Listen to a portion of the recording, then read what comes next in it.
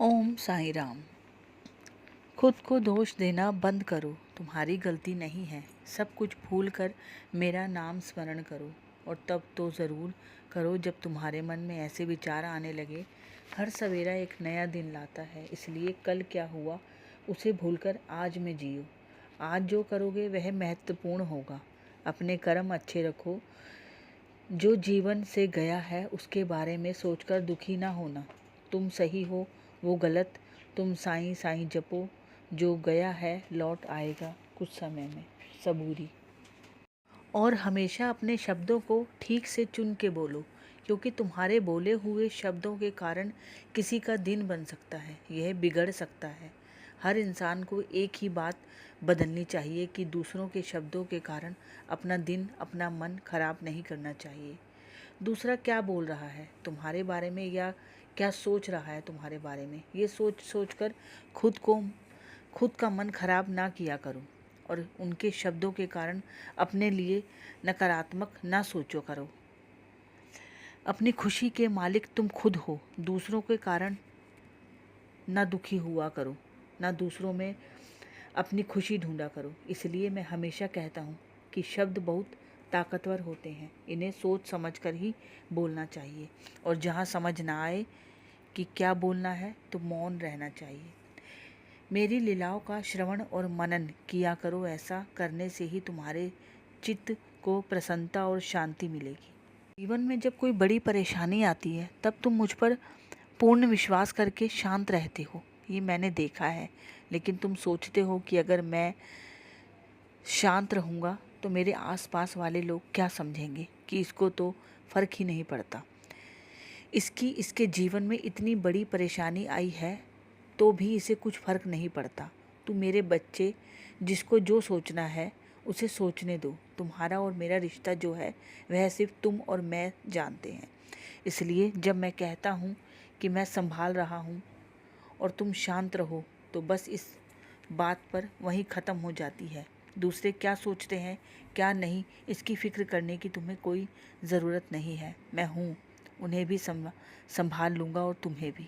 आज मुझे तुमसे कुछ फूल चाहिए, चाहे वह 2 फूल ही क्यों ना हो। ऐसा समझना कि श्रद्धा और सबूरी के 2 फूल चाहिए, वह मेरे चरणों पर अर्पित करना, और तुम्हारे जीवन में आज से अपने जीवन में बदलाव देखोगे। तुम देखना, तुम्हारी जो परेशानी चल रही है उसमें आज से ही सुधार आता चला जाएगा। भी इंसान को अपने अंदर अहंकार का भाव नहीं लाना चाहिए। कौन कैसा है और किसे कितना मिलना चाहिए यह तय करना मेरा काम है, तुम्हारा नहीं। इसलिए सबके साथ प्रेम भाव रखो, और किसी के लिए भी गलत ना सोचो ना बोलो, क्योंकि जब भी तुम किसी के लिए गलत सोचोगे या बोलोगे उतना तुम खुद को मुझसे दूर होता हुआ पाओगे। मैं मेरे हर बच्चे की योग्यता जानता हूँ और उसी के अनुसार उसे उसका फल देता हूँ। इसलिए तुम किसी के लिए भी यह ना कहो कि उसको जीवन में इतना कैसे मिल गया, मैं तो उससे ज़्यादा बेहतर हूँ।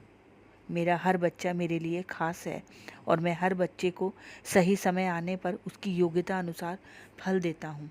तुम अपने प्रयास और मेहनत जारी रखो, और देखना तुम्हें भी बहुत जल्द मैं वह सब कुछ दूंगा जो तुम चाहते हो। मेरे बच्चे, इस संसार में अनेकों ऐसे लोग हैं जो धन कमाते हैं और उस धन का इस्तेमाल करने और अपने परिवार के लिए करते हैं, और ये सही भी है। और तुम भी उन्हीं के में से एक हो, लेकिन फिर भी तुम्हें मन की संतुष्टि नहीं मिलती, और तुम मुझसे पूछते हो क्यों बाबा, ऐसा क्यों हो रहा है। सारे कर्तव्य निभाने के बावजूद मुझे मन में संतुष्टि क्यों नहीं मिल रही है। तो बच्चे, धन कमाते हो लेकिन कुछ हिस्सा सेवा में भी लगाओ।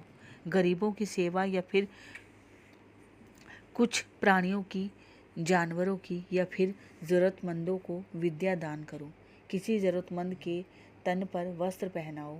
जब तुम अपने ऊपर और अपने परिवार की रोटी कपड़ा मकान जैसी ज़रूरतों के अलावा इस संसार में प्रेम बांटोगे, प्यार से सेवा करोगे ज़रूरतमंदों की, तब तुम्हारे मन को संतुष्टि मिलेगी। तभी तो तुम दूसरों के से हटकर कुछ करोगे। मैं चाहता हूँ मेरा हर बच्चा ऐसे कार्य करे जिसमें सेवा और प्रेम हो, तब जाकर इस दुनिया का उद्धार होगा। अपने पुराने जख्मों को याद कर के ताज़ा ना करो। बार बार जो बीत गया है दोबारा नहीं होगा, इसलिए निश्चित रहो। खुश रहो और खूब मुस्कुराओ। तुम्हारे अच्छे दिन बहुत नज़दीक हैं, इसलिए हिम्मत ना हारना। मैं हमेशा तुम्हारे साथ